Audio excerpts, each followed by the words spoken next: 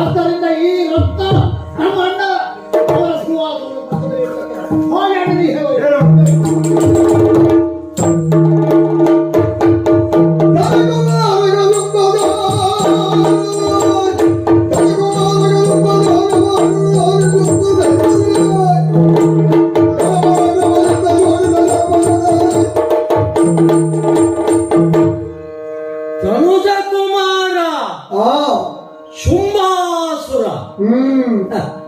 ಪ್ರಪಂಚದಲ್ಲಿ ಹೆಸರನ್ನ ಕೇಳಿದರೆ ಹೊತ್ತು ಯಾರು ಸಹಿತ ತಲೆಬಾಗದೆ ಹೋದದ್ದಿಲ್ಲ.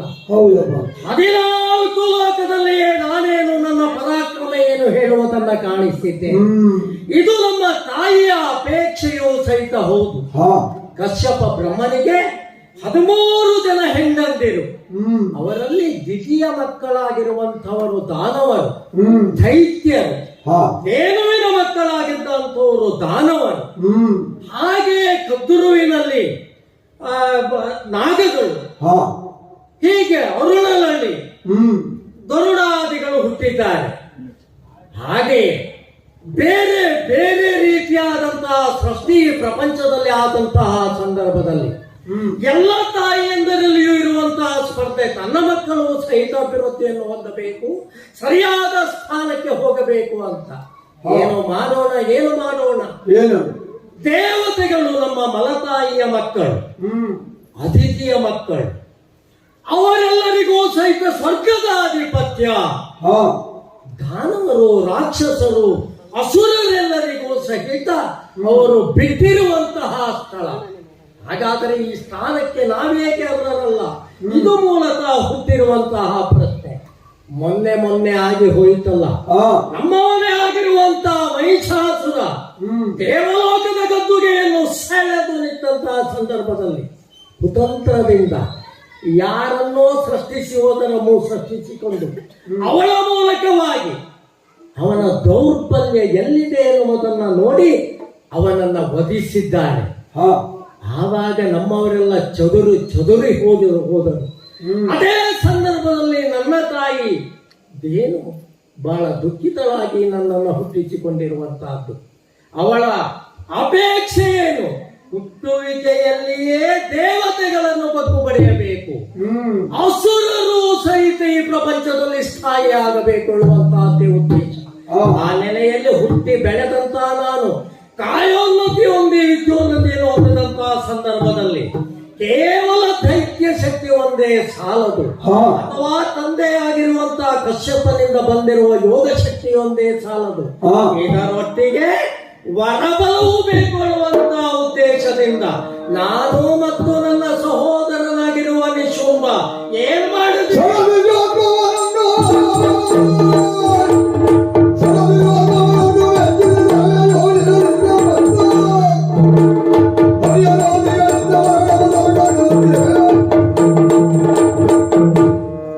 ಕೇವಲ ದೈತ್ಯ ಶಕ್ತಿ ಒಂದೇ ಸ್ಥಾಯಿ ಆಗುವುದಕ್ಕೆ ಸಾಧ್ಯವಿಲ್ಲ ಎನ್ನುವಂತಹ ನೆಲೆಯಲ್ಲಿ ಬ್ರಹ್ಮನ ಕುರಿತು ಪಂಚಾಗ್ನಿಯ ಮಧ್ಯದಲ್ಲಿ, ಅಂದರೆ ಅದೆಲ್ಲವನ್ನು ಗೆಲ್ಲುವುದರ ಮೂಲಕವಾಗಿ ಪಂಚಭೌತಿಕವಾಗಿರುವ ಈ ಶರೀರವನ್ನು ಸಹಿತ ಕ್ಷಮಿಸಿಕೊಳ್ಳುವುದರ ಮೂಲಕವಾಗಿ ಸರ್ವೇಂದ್ರಿಯಗಳನ್ನು ಮೆಟ್ಟಿ ನಿಂತು ಚಳಿ, ಮಳೆ, ಗಾಳಿ ಯಾವುದನ್ನು ಲೆಕ್ಕಿಸದೆ 10,000 ವರ್ಷಗಳ ಕಾಲ ತಪಸ್ಸನ್ನು ಆಚರಿಸಿದ್ದೇವೆ. ಆವಾಗ ಒಲಿದು ಬಂದವನು ಚತುರ್ಮುಖ ಬ್ರಹ್ಮ. ಅನ್ನಂತಹ ವೇಳೆಯಲ್ಲಿ ವರವನ್ನು ಕೊಟ್ಟಿದ್ದಾನೆ. ಏನನ್ನ? ನರರಿಂದ ಅಥವಾ ಯಕ್ಷ, ಗಂಧರ್ವ, ಕಿನ್ನರ, ಕಿಂಪುರುಷಾದಿಗಳಿಂದ, ದೇವತೆಗಳಿಂದ, ಯಾರ ಬ್ರಹ್ಮರಿಂದಲೇ ನಿಮಗೆ ಸಾವು ಬರದೆ ಹೋಗಲಿ ಅಂತ ವರವನ್ನು ಕೊಟ್ಟ. ಆವಾಗ ಅರ್ಥ ಆಗಿತ್ತು ನಮಗೆ, ಸಾವನ್ನ ಗೆಲ್ಲಲಿಕ್ಕೆ ಆಗುವುದಿಲ್ಲ. ಜಾತಸ್ಯ ಮರಣಂ ಧ್ರುವಂ. ಹುಟ್ಟಿರುವ ಪ್ರತಿಯೊಂದು ಪ್ರಾಣಿ ಪಕ್ಷಿಗೂ ಸಹಿತ ಸಾವು ಇದು ಅನಿವಾರ್ಯ. ಅದನ್ನ ಅರಿತಿರುವಂತಹ ನಾವು ಕೇಳಿಕೊಂಡವರ ಏನು? ಹಾಗಾದರೆ ಸಾವು ಬರುವುದಾದರೆ ಕೋಶ ಸಂಭವೆಯಿಂದ ಹೇಗೆ? ಅಯೋನಿಜೆಯೊಬ್ಬಳ ದೇಹದಿಂದ, ಕೋಶದಿಂದ, ಅನ್ನಮಯ ಕೋಶದಿಂದ ಹುಟ್ಟಿರುವ ಸ್ತ್ರೀಯಿಂದ ಅವಳು ಕನ್ಯೆಯಾಗಿ ಅವಳನ್ನೇ ಉದ್ದೇಶಿಸಿ ಅವಳನ್ನೇ ವಿವಾಹ ಆಗಬೇಕು ಅಂತ ಮೋಹಿಸಿದಾಗ ಆ, ಅವಳಿಂದ ಸಾವು ಬರಲಿ ಅಂತ ನಾವು ವರವನ್ನ ಕೇಳಿದ್ದೇವೆ. ಓ. ಅದು ಬರಬಾರದು, ಹಾ. ನಾವು ಸಾಯಬಾರದು ಹೇಳುವುದೇ ಉದ್ದೇಶ. ಆ, ಇದ್ದಷ್ಟು ದಿನ ಬದುಕೇನು ಅಂತ ವರವನ್ನು ಪಡೆದಾಗ ನಮ್ಮದಾಗಿರುವಂತಹ ಅಭಿಯೋಗ ಎಲ್ಲಿಗೆ? ಆ, ಸ್ವರ್ಗದ ಮೇಲೆ ಆ, ದೇವೇಂದ್ರನನ್ನ ಬಗ್ಗು ಬಡ್ದಿದ್ದೇನೆ. ಆ, ಅವನವರಾಗಿರುವಂತಹ ಅಷ್ಟದಿಕ್ಪಾಲಕರೆಲ್ಲ ದಿಕ್ಕು ದೆಸೆ ಇಲ್ಲದೆ ಓಡುವ ಹಾಗೆ ಮಾಡಿದ್ದೇನೆ. ಆ, ಹೌದು, ಅರ್ಥವೇ ಮೂಲವಾಗಿ ನಮಗಿರುವಂತಹ ದ್ವೇಷ. ಧರ್ಮ, ಅರ್ಥ, ಕಾಮ, ಮೋಕ್ಷದಲ್ಲಿ ಅರ್ಥ ಪ್ರಧಾನವಾಗಿ ನಮ್ಮಂಥವರಿಗೆ ನಿಲ್ಲುತ್ತದೆ. ಅದು ಅಧಿಕಾರ. ಹಾ. ಆ ಅಧಿಕಾರವನ್ನ ಪಡೆಯಬೇಕಾಗಿತ್ತು, ಅದನ್ನ ಪಡೆದಿದ್ದೇನೆ. ಅಲ್ಲಿರುವಂತಹ ಸುವಸ್ತುಗಳಾಗಿರುವಂತಹ ಪಂಚ ವೃಕ್ಷಗಳಲ್ಲಿ ವಿಶಿಷ್ಟವಾಗಿರುವಂತಹ ಪಾರಿಜಾತ ಕಲ್ಪವೃಕ್ಷವನ್ನ ಸೆಳೆದು ತಂದಿದ್ದೇನೆ. ಅಗ್ನಿಯಲ್ಲಿರುವಂತಹ ವಿಶಿಷ್ಟವಾಗಿರುವಂತಹದ್ದು ವಸ್ತು, ಚಿನ್ನದ ನೆನೆಯಿಂದಲೇ ನೇಯ್ದಿರುವಂತಹ ಬಟ್ಟೆ, ಸದಾ ಕಾಲ ಅವರನ್ನ ಶುಚಿಯಾಗಿರಿಸುವಂತಹದ್ದು, ಅದೇ ವಾಸವಿ ಎನ್ನುವಂತಹ ಬಟ್ಟೆ. ಅದನ್ನ ಸೆಳೆಯುವುದರ ಮೂಲಕವಾಗಿ ಅವನನ್ನ ನಿಸ್ತೇಜಗೊಳಿಸಿದ್ದೇನೆ. ವರುಣನಿಂದಲೂ ಸಹಿತ ವಿಶಿಷ್ಟವಾಗಿರುವಂತಹ ಮಾಲೆ, ಕಿಂಗರ್ಕಿಣಿ ಹೇಳುವಂತಹದ್ದು, ಅದನ್ನು ಎಳೆದುಕೊಂಡಿದ್ದೇನೆ. ಇನ್ನೊಬ್ಬ ಇದ್ದಾನಲ್ಲ ಯಮ, ಸಾಯುವ ಕಾಲದಲ್ಲಿ ಉತ್ಕ್ರಮಣದ ಅವಸ್ಥೆಯಲ್ಲಿ ಬೀಸುವಂತಹ ಆಪಾಶ, ಅದನ್ನು ಸೆಳೆದುಕೊಳ್ಳುವುದರ ಮೂಲಕವಾಗಿ ಅವನ ಶಕ್ತಿಯನ್ನು ಹ್ರಸ್ವಗೊಳಿಸಿದ್ದೇನೆ.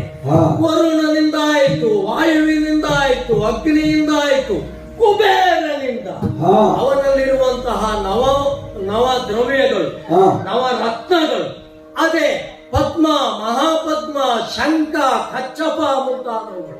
ಅವರಲ್ಲಿ ವಿಶಿಷ್ಟವಾಗಿರುವಂತಹದ್ದು ಮಹಾಪದ್ಮ. 7 ತಲೆಮಾರಿನವರೆಗೂ ಸಹಿತ ಸಂತೋಷ ಕೊಡುವಂತಹ ಪದ್ಮ ನಿಧಿ. ಅಂತ ನಿಧಿಯನ್ನೇ ಕೈ ಹಾಕಿ ಎಳೆದುಕೊಂಡು ಬಂದಿದ್ದೇನೆ. ಇಷ್ಟಕ್ಕೂ ಸಾಲದೆ ನಮಗೆ ವರ ಕೊಟ್ಟಿರುವಂತಹ ಬ್ರಹ್ಮನೇ ಒಲಿದು ಅವನ ಹತ್ತಿರ ಇರುವಂತಹ ವಿಮಾನವನ್ನು ಸಹಿತ ನನಗೆ ಕೊಟ್ಟಿದ್ದಾನೆ.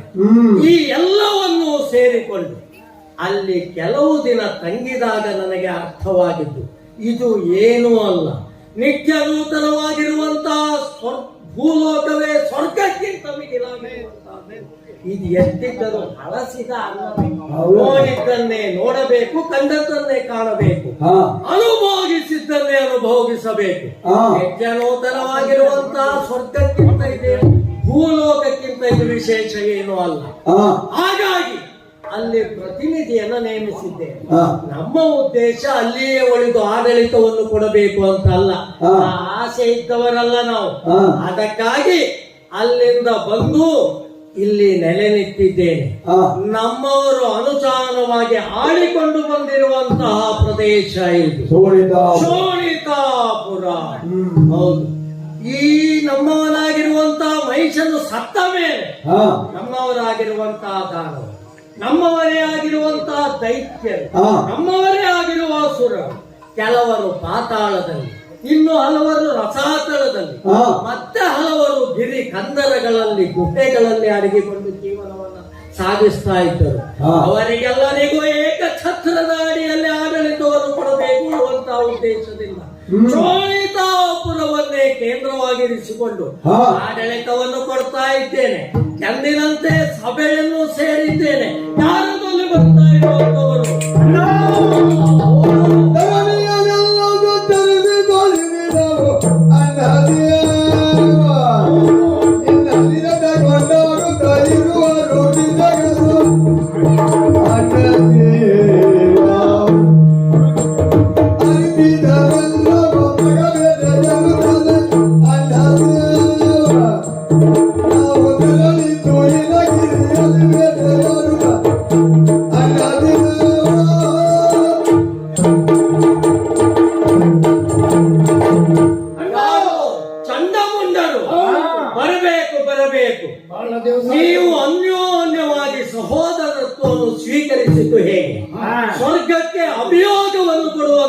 ಸಂದರ್ಭದಲ್ಲಿ ಹಾ. ನೀವು ನನ್ನನ್ನೇ ಎದುರಿಸಿದ್ದೀರಿ. ಹೌದು. ನಿಮ್ಮ ಅತುಲವಾಗಿರುವ ಅಮೂಲ್ಯವಾಗಿರುವಂತಹ ಪರಾಕ್ರಮವನ್ನು ಕಂಡು ಮೆಚ್ಚಿದ್ದು ನಾನು. ಹಾ. ಆ ಸಂದರ್ಭದಲ್ಲಿ ನಾರದರೇ ಬಂದು ಇವರ ಸಖ್ಯವನ್ನು ಮಾಡಿಕೊ ಅಂತ ಹೇಳಿದ್ರು. ಹೌದು. ಅಂದಿನಿಂದ ಇಂದಿನವರೆಗೆ ಹಾ. ಒಡ ಹುಟ್ಟಿದ ಸಹೋದರರಿಗಿಂತಲೂ ಹೆಚ್ಚಿನದಾಗಿರುವಂತ ಪ್ರೀತಿ, ವಾತ್ಸಲ್ಯ, ಮಮತೆ ಎಲ್ಲವೂ ನಿಮ್ಮಲ್ಲಿ ನನಗೆ. ಹೌದು. ಏನದು? ನಮ್ಮಿಂದ ಸೋತಿರುವಂತಹ ದೇವತೆಗಳು ಹಾ. ಎಲ್ಲಿ ತಲೆಮರೆಸಿಕೊಂಡಿದ್ದಾರೆ ಅಂತ ಹುಡುಕಬೇಕಾದದ್ದು ಒಂದು. ಹೌದು. ಯಾಕೆ? ಧೂರ್ತರಾಗಿರುವಂತಹ ದೇವತೆಗಳು, ಹಾ. ಅಜನ್ಮ ವೈರಿಗಳು ಆದದ್ದರಿಂದ ಹೌದು. ಯಾವ ಕಾಲಕ್ಕೂ ಸಹಿತ ಹೀಗೆ ಉಳಿಯುವವರಲ್ಲ ಅವರು. ಯಾವ ತಂತ್ರಗಾರಿಕೆಯನ್ನು ಎಷ್ಟು ಹೊತ್ತಿಗೂ ಮಾಡಬಹುದು ಅಲ್ಲವೋ? ಅದಕ್ಕಾಗಿ ಅವರೆಲ್ಲಿದ್ದಾರೆ ಹುಡುಕುವುದು ಒಯ್ಯುವುದು. ಹೌದು. ಇನ್ನೊಂದು, ಹಾ. 14 ಲೋಕದ ಪಾರುಪತ್ಯವನ್ನು ವಹಿಸಿಕೊಳ್ಳುವುದರ ಮೂಲಕವಾಗಿ ಸಕಲ ದಿಕ್ಪಾಲಕರನ್ನು ಸಹಿತ ನನ್ನ ಅಡಿಯಲ್ಲಿ ತೆಗೆದುಕೊಳ್ಳುವುದರ ಮೂಲಕವಾಗಿ ಹಾ. ಸಮಸ್ತ ಲೋಕದ ಹಿತವನ್ನು ಬಯಸಿಯೇ ನಾ ಆಡಳಿತವನ್ನು ಕೊಡ್ತಾ ಇರುವಂತಹದ್ದು. ಹೌದು. ಈ ಶುಂಭನ ಕುರಿತಾಗಿ, ಶುಂಭನ ಆಡಳಿತದ ಕುರಿತಾಗಿ ಎಲ್ಲ ಲೋಕಗಳಲ್ಲಿಯೂ ಸಹಿತ ಏನು ಅಭಿಪ್ರಾಯವಿದೆ? ಯಾಕೆ ಕೇಳಿದರೆ, ಬುದ್ಧಿವಂತನಾಗಿರುವಂತಹ ಒಬ್ಬ ಆಡಳಿತಾಧಿಕಾರಿ ಅಥವಾ ಅರಸು ಆ ಅರಸೊತ್ತಿಗೆ ಪ್ರಬಲವಾಗಿರಬೇಕು ಅಂತಾದರೆ ಜನಾಭಿಪ್ರಾಯದ ಮೇಲೆ ನಿಲ್ಲಬೇಕಾಗ್ತದೆ. ಹೌದು. ಪ್ರಪಂಚದಲ್ಲಿರುವ ಜನತೆಗಳ ಅಭಿಪ್ರಾಯ ಏನಿದೆ ಹೇಳುವುದನ್ನ ನಿಮ್ಮಂತಹ ಸೂಕ್ಷ್ಮ ಮತಿಗಳಿಂದ ತಿಳಿಯಬೇಕು ಹೇಳುವುದು ನನ್ನ ಅಪೇಕ್ಷೆ ಆಗಿದೆ. ಬ್ರಹ್ಮನಿಂದ ನಿಮಗಿರುವಂತಹ ವರ ಅದು. ಹೌದು. ಮನೋವೇಗದಲ್ಲಿ ಎಲ್ಲಿ ಬೇಕಾದರೂ ನೀವು ಹೋಗಬಲ್ಲಿರಿ. ಯಾಕೆ ಕೇಳಿದರೆ 14 ಲೋಕವನ್ನು ಇಷ್ಟು ಬೇಗ ಅಲ್ಲ ತಿರುಗಲಿಕ್ಕೆ ಆಗ್ತದೆಯೋ ಇಲ್ಲ, ಬೇರೆಯವರಾಗ್ತೀರ. ಆ ನೆಲೆಯಲ್ಲಿ ಹೀಗೆ 2 ಕಾರ್ಯವನ್ನು ವಹಿಸಿಕೊಟ್ಟಿದ್ದೇನೆ. ಹೇಳಿ, ಎಲ್ಲೆಲ್ಲಿ ತಿರುಗಾಡಿದ್ದೀರಿ? ನನ್ನ ಕುರಿತಾದಂತಹ ಅಭಿಪ್ರಾಯ ಏನು? ದೇವತೆಗಳು ಎಲ್ಲಾದರೂ ಬಂದರು ಏನ್ ಮಾಡಿ ಅಣ್ಣ, ಒಡ ಹುಟ್ಟಿದವರಿಗಿಂತ ಹೆಚ್ಚು ಪ್ರೀತಿಯಿಂದ ನಿಮ್ಮನ್ನು ಕಾಣುತ್ತಿದ್ದೆ, ನಿಮ್ಮನ್ನು ಬಳಸಿಕೊಳ್ಳುತ್ತಿದ್ದೇನೆ ಎಂಬ ಕಾರಣದಿಂದಲೇ ಅಣ್ಣ ದೇವ. ಹೌದೌದು. ನೀನು ಹೇಳಿದಂತಹ ಕಾರ್ಯಕ್ಕೆ ಸಂಬಂಧಪಟ್ಟ 14 ಲೋಕವನ್ನು ನಾವು ಓಡಾಡಿದ್ದು ಹೌದೇ ಹೌದು. ಅದಕ್ಕೆ ಯಾಕೆ? ನಿನ್ನ ಕುರಿತ ನಮ್ಮ ನೀನೊಂದ್ರೆ ನಾನು ಅಂದ್ರೆ ಇಂದ್ರಲೋಕದ ಗದ್ದುಗೆ, ಸ್ವರ್ಗದ ಗದ್ದುಗೆ ನಮ್ಮ ಪಾಲಾಗಿದೆ ರಕ್ತಸ್ರಾವ ಇವರೆಲ್ಲ ಹೇಳಿಕೊಳ್ಳುವ ಅಭಿಪ್ರಾಯ ಸಂಗ್ರಹಣೆಯೇ ಮೂಲ ಹೇತುವ. ಏನಿದೆ ಹಾಗಾದರೆ ಅಭಿಪ್ರಾಯ? ಎಲ್ಲ ನಿಮ್ಮದೇ ಸುದ್ದಿ, ಶುಂಭನದೇ ಸುದ್ದಿ. ಇಲ್ಲ, ಹಿಂದಿನಿಂದ ಶುಂಭನೇ ಸುದ್ದಿ ಅಂತಂದ್ರೆ 2 ಅರ್ಥವನ್ನು ಕೊಡ್ತಾರೆ. ಒಂದು ಕೆಟ್ಟದ್ದನ್ನು ಹೇಳುವುದು, ಅಂದ್ರೆ ಹಿಂದ ಬಿಟ್ಟು ಹೇಳ್ತಾರೆ ಅಂತ ಹೇಳೋದಿಲ್ವೋ? ಹಾಗೋ ಅಥವಾ ಬೇಡದ್ದನ್ನು ಬಿಟ್ಟು ಬಿಡು, ಬೇಕಾದನ್ನು ಮಾತ್ರ ತಗೋ. ಅಲ್ಲ, ಒಳ್ಳೆಯ ಅರ್ಥದಲ್ಲಿಯೇ ಹೇಳ್ತಾ ಇದ್ದಾರೆ. ಒಳ್ಳೆ ಅರ್ಥದಲ್ಲಿ ಆಡಳಿತದ ಕುರಿತು. ಆಡಳಿತ ಆಡಳಿತ ಅಂದ್ರೆ ಶುಂಭ, ಬಲದ ಕುರಿತು ಶುಂಭ ಅದು ಬೇಕು. ದೇವತೆಗಳು ಕೊಡದೆ ಹೋದದ್ದನ್ನ ರಾಕ್ಷಸರು ಈ ಕಾಲಕ್ಕೆ ಕೊಟ್ಟಿದ್ದಾರೆ. ಯಾಕೆ ಕೇಳಿದರೆ, ನಾನು ಆಡಳಿತದ ಸೂತ್ರವನ್ನು ಹಿಡಿದು ಯುಗ ಯುಗವೇ ಕಳೆದು ಹೋಯಿತು. 100 ಯಾಗವನ್ನು ಮಾಡಿ ಹೋದಂತಹ ಇಂದ್ರ ಅವನನ್ನು ಎಳೆದು ಹಾಕಿದ್ದೆ. ಬಲಸ್ಯ ಪೃಥ್ವಿ, ಬಲದಿಂದಲೂ ಸಹಿತ ಸ್ವರ್ಗವನ್ನು ಪಡೀಲಿಕ್ಕೆ ಆಗ್ತದೆ ಎಂಬುದನ್ನು ನಾವು ಕಾಣಿಸಿಕೊಟ್ಟಿದ್ದೇವೆ. ದೇವತೆಗಳು ಕೊಡದ್ದನ್ನು ಹಾಗೆಲ್ಲ ಕೊಟ್ಟಿದ್ದಾನೆ ಶುಂಭ. ಬೀಸುವ ಗಾಳಿ ನಮ್ಮದ್ದು, ಹರಿಯುವ ನೀರು ನಮ್ಮದ್ದು, ಸುಡುವ ಅಗ್ನಿ ನಮ್ಮದ್ದು, ಇನ್ನು ಮೇಲೆ ನಮ್ಮದೇ ಹವ. ಹೌದಾ? ಎಲ್ಲಿ ನೋಡಿದ್ರು, ಎಲ್ಲೆಲ್ಲಿ ತಿರುಗಾಡಿದ್ದೀರಾ? 14 ಲೋಕದಲ್ಲಿ ನಿನಗೆ ಅಕ್ಕ ಇಟ್ಟಿದ್ದೀರಾ? ಯಾವ ದೇಶ ನನಗೆ ತಿರುಗಿ ತಿರುಗಿ ತಿರುಗಿ ತಿರುಗಿ ಹೊಟ್ಟು ಮುಗಿಸಿದ್ದೇವೆ, ಹೊಟ್ಟು ಮುಗಿಸಿದ್ದೇವೆ. 7 ಲೋಕ ಕೆಳಗೆ, ಭೂಲೋಕ ಹಿಡಿದು 7 ಲೋಕ ಮೇಲೆ, 14 ಬಿಟ್ಬಿಡು. ಮುಂದೆ ಎಲ್ಲಿ ನೋಡಿದ್ರು ನಿಮ್ಮದೇ ಸುದ್ದಿ. ರಕ್ಕಸರು ಕಂಡ್ರೆ ಹೆಂಗಸರು ಬಹಳ ಹೆದರ್ತಿದ್ರು, ಬಹಳ ಹೆದರಿಕೆ ಅವರಿಗೆ. ಗಂಡಸರು ಸ್ವಲ್ಪ ಎದುರಿಸ್ಕೊಂಡು ಕೊಟ್ಟಿದ್ರು.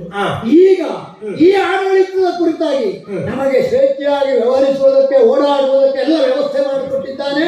ಈ ಶುಂಭನೇ ನಿಜವಾಗಿ ಆಡಳಿತ ನಡೆಸಲಿ ಅಂತ ಅನೇಕ ಹೆಂಗಸರು ಆರೈಕೆ ಆಗುವುದು. ಯಾಕೆ ಕೇಳಿದರೆ ನೀವು ಸಹಿತ ಬ್ರಹ್ಮಚರ್ಯದಲ್ಲಿಯೇ ಇದ್ದದ್ದು. ಹೌದು. ನಾನು ಬ್ರಹ್ಮಚಾರಿ. ನಮ್ಮವರೆಲ್ಲರೂ ಬ್ರಹ್ಮಚರ್ಯ ವ್ರತವನ್ನು ಕೈಗೊಂಡಿದ್ದಾರೆ, ರಕ್ತ ಬೀಜದಿಂದ ಹಿಡಿ. ಹೌದು. ಹಾಗಾಗಿಯೇ ಬ್ರಹ್ಮ ನಮಗೆ ವರವನ್ನ ತರುವುದು. ಇಂದ್ರನೂ ಬಿಡ್ಲಿಲ್ಲ, ಹಾ. ಕೋಳಿ ರೂಪದಲ್ಲೂ ಬೇರೆ ವ್ಯವಸ್ಥೆ ಮಾಡಿದ್ದ. ಹಾ. ಆ ಕಥೆ ನಮಗೆ ಬೇಡ. ಅದಕ್ಕಿಂತ ನಾವು ಶುಭ್ರರು ಎನ್ನುವುದಕ್ಕೆ ಜನಸ್ಮರಣೀಯ ಇದೆ. ಆಷಾಢ ಭೂತಿತನ ಅನ್ನುವುದು ಇಂದ್ರನಿಂದ ಬಂದಿದೆ ಅಂತ ಬಿಡು, ಮುಂದೆ ಬಿಡು, ಇದೆಲ್ಲ ಹೋಗಲಿ. ಹಾ. ಈಗ ತಿರುಗಿದ ಒಂದು ವಿಶೇಷ, ಇಷ್ಟೆಲ್ಲವನ್ನು ಸೆಳೆದುಕೊಂಡಿದ್ದೇವೆ, ನಿನ್ನ ಅಧೀನದಲ್ಲಿದೆ. ಈಗ ಒಂದು ರತ್ನ ಕಾಣಿಸಿಕೊಂಡು ಬಂದಿದ್ದೆ.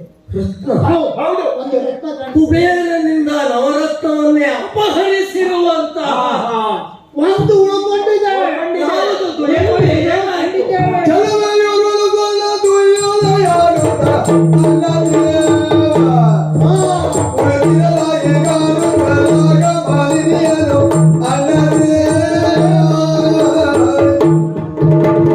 ಏನಾದರಾಗಲಿ ಬಿಡಬಾರದಾಗೆಯ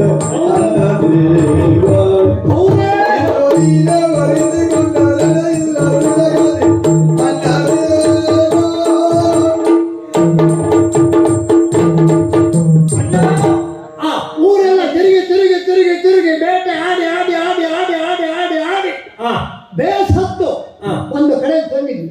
ಎಲ್ಲಿ? ಕದಂಬವನ ಕದಂಬವನದಲ್ಲಿ ಹೋಗಿ ತಂಗಿದ್ದೆವು. ನಮಗೆ ಅತ್ಯಂತ ಸಮೀಪದಲ್ಲಿರುವವರು. ಅಲ್ಲಿ ತಂಗಿದ್ದೆವು. ಒಂದು ಕಡೆಯಿಂದ ಪರಿಮಳ ಎನ್ನುವುದು ಬಂದು ಆ ಸಿಕ್ಕಕ್ಕೆ ಬಡೀತು. ತಮ್ಮನಿಗೆ ಕೇಳಿದೆ ಇದೆಲ್ಲಿಂದ ಬಂತು ಅಂತ. ನನಗೂ ಗೊತ್ತಾಗುದಿಲ್ಲ ಅಂತ ಹೇಳಿದ. ಮತ್ತೆ ಹತ್ತಿರಕ್ಕೆ ಎಲ್ಲಿಂತ ನೋಡಿದಾಗ ಒಬ್ಬ ಚೆಲುವೆ ಬಂದು ಕದಂಬವನದಲ್ಲಿ ನೆಲೆಸಿದ್ದ. ಒಳ್ಳೆ ಸಂಗೀತ ಕಲ್ತಿದ್ದಾಳೆ. ಏನು ಸಂಗೀತ ಅಂದ್ರೆ ಅದು ಯಾವ ರಾಗ ನಮಗೆ ಕೊನೆಯವರೆಗೂ ಆಗಿಲ್ಲ. ಘೋರವಾಗಿರುವಂತಹ ಗಾನನ ಅದು ಕದಂಬವನ. ಗಗನಚುಂಬಿ ವೃಕ್ಷಗಳನ್ನು ಹೊಂದಿರುವಂತಹದ್ದು. ಸೂರ್ಯರಶ್ಮಿಯೂ ಸಹಿತ ಅಲ್ಲಿ ಬೀಳುವುದು ಕಷ್ಟವಾಗಿರುವುದು. ಸುರಾಪಾನ ಮಾಡಬೇಕು, ಬೇಟೆ ಆಡಬೇಕು ಅಂತಂದ್ರೆ ಆ ತಾಣಕ್ಕೆ ನಾವು ಹೋಗ್ಬೋದು. ಅಂತ ಪ್ರದೇಶದಲ್ಲಿ ಒಬ್ಬ ಸುಂದರಿ ಪರಮ ಸುಂದರಿ. ಶಬ್ದ ಇಲ್ಲ ಅಲ್ಲ. ಈಗ ಬ್ರಹ್ಮಚಾರಿಗಳು ನೀವು ಸೌಂದರ್ಯದ ಬಗ್ಗೆ ವರ್ಣಿಸಲಿಕ್ಕೆ ಬರುವುದಿಲ್ಲ. ಸಂಗೀತವನ್ನು ಬ್ರಹ್ಮಚಾರಿಗಳು ಕೇಳಬಾರದು ಅಂತ ಹೇಳ್ತಾರೆ. ಈಗ ನಾರಿಗಳಲ್ಲಿ ಪದ್ಮಿನಿ, ಹಸ್ತಿನಿ, ಶಂಖಿನಿ, ಚಿತ್ರಿನಿ ಹೀಗೆ 4 ರೀತಿಯಾಗಿ ಅವರನ್ನು ಚಿತ್ರಿಸಿದ್ದಾರೆ. ಯಾಕೆ? ಸೌಂದರ್ಯವನ್ನು. ಈ ಸೌಂದರ್ಯ ಎನ್ನುವಂತಹದ್ದು ಕೇವಲ ಬಾಹ್ಯ ಸೌಂದರ್ಯ ಅಷ್ಟೇ ಅಲ್ಲ, ಆಂತರಂಗಿಕವಾಗಿರುವಂತಹ ಓಜಸ್ಸು ತೇಜಸ್ಸುಗಳಿಂದ ಮೇಳೈಸಿದ ಸೌಂದರ್ಯ. ಅದು ಸೌಂದರ್ಯವನ್ನು ಹೆಚ್ಚು ಪುಷ್ಟೀಕರಿಸ್ತದೆ. ಅದಕ್ಕಾಗಿ ಅದಕ್ಕೆ ಇನ್ನೊಂದು ರೀತಿ ಲಾಕ್ಷಣಿಕರ ವ್ಯಾಖ್ಯಾನಿಸಿದ್ದಾರೆ. ಅದು ದೇವಸತ್ವ, ನಾಗಸತ್ವ, ಆಮೇಲೆ ಪಿಶಾಚ ಸತ್ವ, ಹೀಗೆಲ್ಲ ಬೇರೆ ಬೇರೆ ಯಕ್ಷಸತ್ವ ಅದರಲ್ಲಿ ಈ ರೀತಿಯಾಗಿ ವರ್ಣಿಸಿದ್ದಾರೆ. ಈ ಹೆಣ್ಣನ್ನು ವರ್ಣಿಸುವಾಗ ಅವೆಲ್ಲವನ್ನು ಕಲ್ಪಿಸಿಕೊಂಡರೆ ಅಥವಾ ಅದರ ಬಗ್ಗೆ ಕಲ್ಪನೆ ಇದ್ದರೆ ಅದನ್ನು ಸುಂದರವಾಗಿ ವರ್ಣಿಸಬಹುದು. ಇವಳು ಹೀಗೆ ಅಂತ ಹೇಳಿ ಬೇಡ. ಯಾಕೆ ಬೇಡ ಅಂತ ಹೇಳ್ತಾ ಇದ್ದೇನೆ? ನೀವು ಬ್ರಹ್ಮಚಾರಿಗಳಾದಂತಹ ನೀವು ಎಷ್ಟು ಬೇಕೋ ಅಷ್ಟು. ಆದರೂ ನನಗೆ ಆತಂಕವೇ. ಇಲ್ಲಿಯವರೆಗೆ ಬ್ರಹ್ಮಚರ್ಯ ನಿಷ್ಠಾವಂತರಾಗಿರುವಂತಹ ನಿಮಗೆ ಅವಳನ್ನ ಕಂಡು ಒಂದು ರೀತಿಯಲ್ಲಿ ಮೋಹಗೊಂಡ ಹಾಗೆ ಕಾಣಿಸ್ತಾ ಇದೆ. ಮೋಹಗೊಂಡದ್ದೇ ಬ್ರಹ್ಮಚರ್ಯದ ಹ್ರಸ್ವಕ್ಕೆ ಕಾರಣವಾಗಬಹುದು, ರಾಸ ಆಗಬಹುದು ಹೇಳುವಂತಹ ಆತಂಕ ನನಗೆ ಕಾಡ್ತಾ ಇದೆ. ಇರ್ಲಿ, ಅಷ್ಟು ಸುಂದರಿ ಏನೋ ಅವಳು, ಇಷ್ಟೇ ಹೇಳ್ಬೋದು. ನೀವೇ ಹೇಳಿದ ಯಾಕೆ ಗೊತ್ತಾದಂತಹ ಸಂದರ್ಭದಲ್ಲಿ ಅಲ್ಲಿ ರಂಬೆ, ಊರ್ವಶಿ, ತಿಲೋತ್ತಮೆ, ಘೃತಾಚಿ ಮುಂತಾಗಿರುವಂತಹ ದೇವಕನ್ನಿಕೆಗಳನ್ನೆಲ್ಲ ನಾವು ಕಂಡಿದ್ದೇವೆ. ಅಪ್ಸರೆಯರನ್ನ ನೋಡಿದ್ದೇವೆ. ಯಕ್ಷರ ಗಾಯನವನ್ನು ಅನುಭವಿಸಿದ್ದೇವೆ. ಗಂಧರ್ವರನ್ನು ಗಾಯನವನ್ನು ಸಹಿತ ಕೇಳಿದ್ದೇವೆ. ಹಾಗಾದರೆ ಅವರಿಗಿಂತ ಮಿಗಿಲ ಎನ್ನುವ ಪ್ರಶ್ನೆ ಬರ್ತದೆ. ಎಲ್ಲ ಸುಡ, ಏನು ಅಲ್ಲ, ಒಂದೇ ಶಬ್ದದಲ್ಲಿ ಇವಳ ಎದುರಿನಲ್ಲಿ ಅವಳೆಲ್ಲ ಏನು ಒಂದು ಜಿಜ್ಞಾಸೆ. ಏನು? ಈಗ ಇಂದ್ರ ಪದವಿಯನ್ನು ಸೆಳೆದುಕೊಂಡಂತಹ ಸಂದರ್ಭ, ಶಚಿ ಅವನ ಮಡದಿ. ನಾನು ಕೇಳಿ ತಿಳಿದ ಹಾಗೆ, ನಾವು ಯಾಕೆ ಅದಕ್ಕೆ ಉಪಕ್ರಮಿಸಲಿಲ್ಲ, ಯಾವನು ಇಂದ್ರ ಪದವಿಯಲ್ಲಿ ಇರ್ತಾನೆಯೋ ಅವನಿಗೆ ಶಚಿದೇವಿ ಒಲಿದು ಬರಲೇಬೇಕು ಹೇಳುವಂತಹದ್ದೊಂದು ನಿಯಮವಂತೆ. ಹಾಗೆ ನೋಡಿದಾಗ ಇಂದ್ರನ ಮಡದಿಯಾಗಿರುವಂತಹ ಶಚಿದೇವಿ ಇಂದ್ರನನ್ನ ಹೊಂದಿಕೊಂಡು ಇರುವುದಕ್ಕೆ ಆಗುವುದಿಲ್ಲ. ಅದು ನಿಯಮ. ಆ ನಿಯಮ ಅನುರಿತ್ಯ ಅವಳೇನಾದ್ರೂ ನನ್ನನ್ನೇ ಹುಡುಕಿಕೊಂಡು ಬಂದ್ಲೋ ಹೇಗೆ? ಏನಿದರ ಮಹತ್ವ? ಯಾರಿರಬಹುದು? ನಮಗೊಂದು ಅರ್ಥ ಆಗಲಿಲ್ಲ. ಶಚಿಯನ್ನು ನಾವು ನೋಡಿದ್ದೇವೆ ಕಣ್ಣಿನಿಂದ. ಹಾಗಾದ್ರೆ ಶಚಿ ಅಲ್ವಾ? ಅಲ್ಲ, ಅಲ್ಲ, ಅಲ್ಲ. ಮತ್ತೆ ಇಂದ್ರ ಬೇಕು ಅಂದ್ರೆ ಇಲ್ಲೇ ಇರಬೇಕಾಗಿತ್ತು. ಕಂಬೆ ಊರ್ವಶಿ ಅಲ್ಲ. ಅಲ್ಲ, ಯಾರು ಅಲ್ವಾ? ಆದರೆ ಬಾಯಿಂದ ಹೇಳಿಕ್ಕೂ ಆಗುದಿಲ್ಲ. ಲಕ್ಷ್ಮೀ ಪಾರ್ವತಿ ಸರಸ್ವತಿ ಅಲ್ಲ, ರತಿ ಅಲ್ಲ. ನಾನು ಒಂದು ಊಹಿಸಬಲ್ಲೆ, ಎಂತಹ ಹೆಣ್ಣನ್ನು ನೋಡಿದರೂ ಸಹಿತ ಮೋಹಗೊಳ್ಳದೆ ಹೋದಂತಹ ಕಠಿಣವಾಗಿರುವ ಬ್ರಹ್ಮಚರ್ಯ ವ್ರತ ನಿಮ್ಮದು. ಬ್ರಹ್ಮಚರ್ಯಕ್ಕೆ ಹೆಸರಿದ್ದರೆ ಚಂಡಮುಂಡರು, ಅವರೇ ಇದಕ್ಕೆ ಚಂಡಾಸುರ. ಚಂಡನಾಗು ಪ್ರತೀತಿ ಬಂದ್ಬಿಡ್ತು. ಪ್ರತೀತಿ ಬಂದದ್ದು ಯಾಕೆ? ಆ ವ್ರತನಿಷ್ಠೆಗಾಗಿ. ನಿನ್ನ ವ್ರತನಿಷ್ಠೆಯನ್ನ ಯಾರಿಂದಲೂ ಕದಲಿಸಲಿಕ್ಕೆ ಆಗುವುದಿಲ್ಲ. ಅಂತಹ ಸೌಂದರ್ಯವತಿ ಅಂತ ಆದರೆ ನೀ ಏನೋ ಅಭಿಪ್ರಾಯಕ್ಕೆ ಬಂದೆ, ಯಾವ ನಿರ್ಣಯಕ್ಕೆ ಬಂದೆ? ಅಲ್ಲಿಗೆ ಬರ್ಬೇಕು. ಅಲ್ಲಿರುವ ಅವಳು ನಿನ್ನ ಪಕ್ಕದಲ್ಲಿ, ನಮ್ಮ ಅಣ್ಣನ ಪಕ್ಕದಲ್ಲಿ ಕೂಡಿ ಬರಬೇಕು.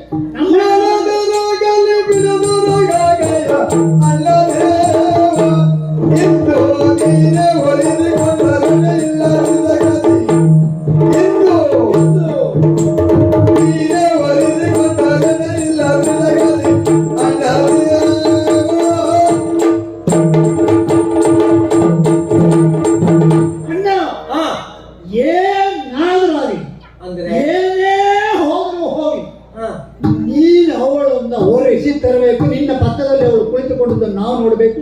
ಮಹಾರಾಣಿ ಅಂತ ನಾವು ನಿನ್ನಾಗೆ ಭಕ್ತಿಯಿಂದ ಅವರನ್ನು ಕಾಣಬೇಕು. ಇಷ್ಟು ಕೆಲಸ ನಿನ್ನಿಂದ ಆಗಬೇಕು. ಯಾಕೆಂದ್ರೆ ಯವನ ಪಾಶವನ್ನು ಕಸಿದುಕೊಂಡವನೇ ಎಲ್ಲರ ಶಕ್ತಿಯನ್ನು, ಎಲ್ಲರ ಸತ್ವವನ್ನು ನಿನ್ನೆಡೆಗೆ ನೀನು ಪಡೆದುಕೊಂಡವ ಹೇಳಿ. ಆದರೆ ಇದು ಒಂದೊಳ್ಳೆ ಉಳಿತು ಅಂತಾದರೆ ನೀನು ಇದಷ್ಟು ಪಡ್ಕೊಂಡಿದ್ದು ನೀರಿನ ಹೋಮ ಮಾಡಿದಂಗೆ ಪೂರ್ಣ ಆಗುವುದಿಲ್ಲ. ಅದು ಬಂದರೆ ನೀನು ಪೂರ್ಣ ಆಯ್ತು. ಅದನ್ನು ನಾವು ಕಾಣಬೇಕು. ಯಾವುದೇ ಯಾಗವನ್ನು ಮಾಡಬೇಕಾದರೆ ಸಪತ್ನಿಕರಾಗಿ ಮಾಡಬೇಕು ಅನ್ನೋದೊಂದು ನಿಯಮ. ರಾಕ್ಷಸರು ಸಹಿತ ಯಾಗವನ್ನು ಹಿಂದೆ ಮಾಡ್ತಾ ಇದ್ದರು. ಮಧ್ಯಂತರದ ಕಾಲದಲ್ಲಿ ಅದು ಬಿಟ್ಟು ಹೋಗಿದೆ. ಸಂವರ್ಧನೀಯ ಯಾಗಗಳು ಅಂತ ನಾವು ಅದನ್ನು ಮಾಡಬೇಕು. ಆದರೆ ಮತ್ತೆ ಮಡದಿಬೇಕು ಸಪತ್ನಿಕನಾಗಿರೋ ನಿನ್ನ ಅಭಿಪ್ರಾಯ. ಮತ್ತೆ ಏನು? ಇಂದ್ರ ಪರವಾಗಿ ನಿನಗೆ ಸಿಕ್ಕಿದೆ, ಹೌದು. ಆದರೆ ಅದನ್ನ ಶಾಶ್ವತೀಕರಿಸಿಕೊಳ್ಳಲಿಕ್ಕೆ ಶತಯಾಗವನ್ನು ಮಾಡಬೇಕಾಗ್ತದೆ.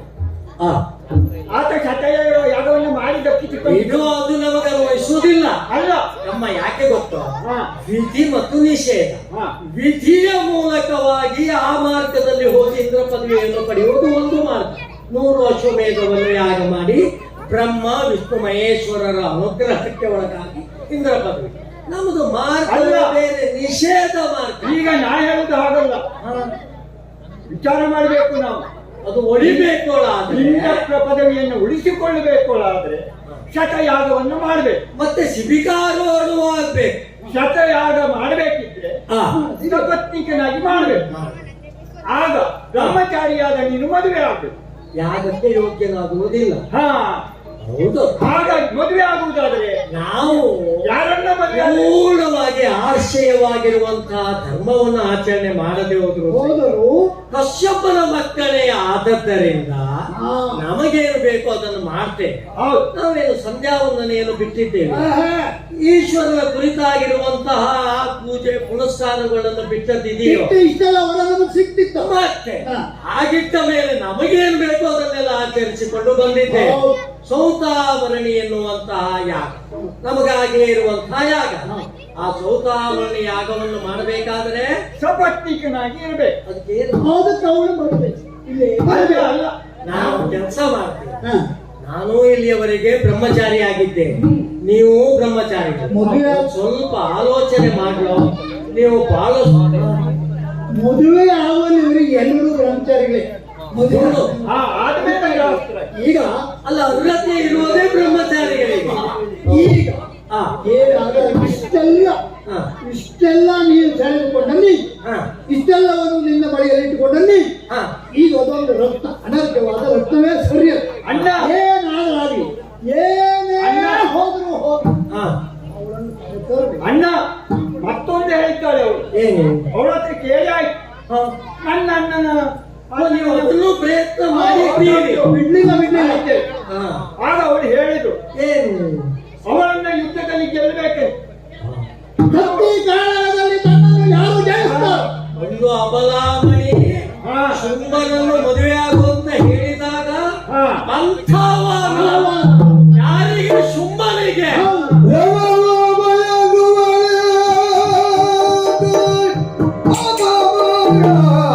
ಅಬಾಬ!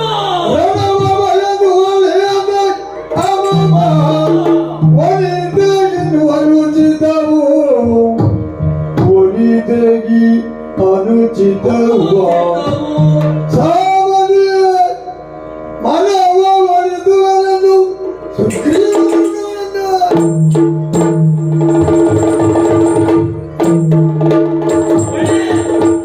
ಈಗ ನೀವು ಹೇಳಿದ್ದೆಲ್ಲ ಸಂಪೂರ್ಣವಾಗಿ ಅರ್ಥವಾಗಿದೆ. ಹೋಯ್ತು. ನಾನೀಗ ಆಲೋಚಿಸ್ತೇನೆ. ಬಹಳ ದೂರದಿಂದ ಪ್ರಯಾಣವನ್ನು ಮಾಡಿ ಬಂದಿದ್ದೀರಿ, ಬಹಳಷ್ಟು ಕಾಲದವರೆಗೆ ತಿರುಗಾಡಿದ್ದೀರಿ. ಹಾಗಾಗಿ ಕೆಲವು ಕಾಲ ನೀವು ಅರಮನೆಯಲ್ಲಿ ತಂಗಿ ಮುಂದಿನದನ್ನು ನಾನು ಆಲೋಚಿಸ್ತೇನೆ. ನಡೆಸಿಕೊಳ್ಬೇಕು. ಎಂತಹ ಸನ್ನಿವೇಶ ಸೃಷ್ಟಿಯಾಯಿತು. ಬ್ರಹ್ಮಚಾರಿಗಳೇ ಆಗಿರುವಂತಹ ಚಂಡಮುಂಡರಿಗೂ ಸಹಿತ ಮೋಹದ ಬಲೆ, ಅವಳ ಮೋಹದ ಪಾಶಕ್ಕೆ ಒಳಗಾದಂತಹ ಇವರು ನಾನು ವಿವಾಹ ಆಗಲೇಬೇಕು ಎನ್ನುವಂತಹ ಹಠಕ್ಕೆ ಬಂದಿದ್ದಾರೆ.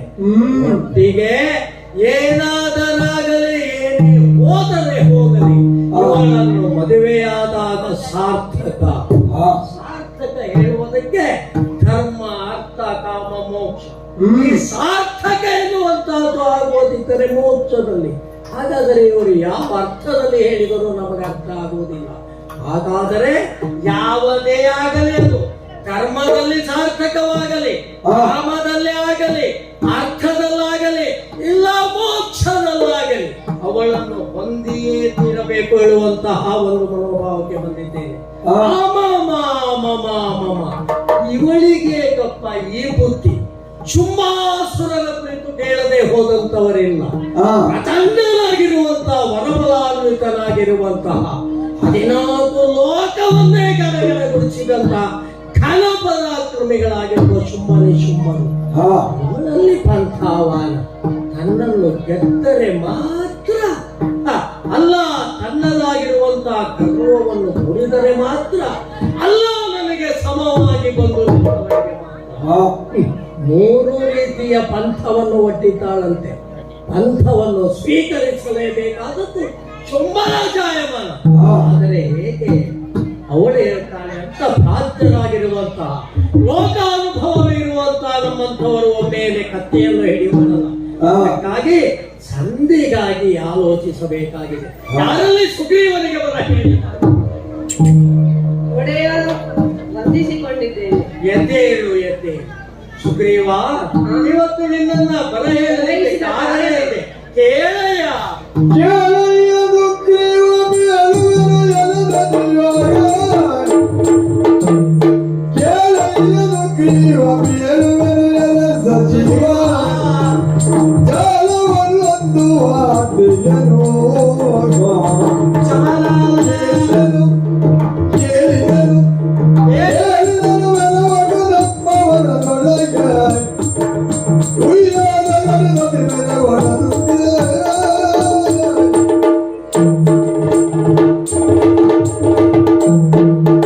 ನಮ್ಮ ಸಚಿವರಲ್ಲಿಯೇ ವೃದ್ಧ ಸಚಿವ ನೀನು.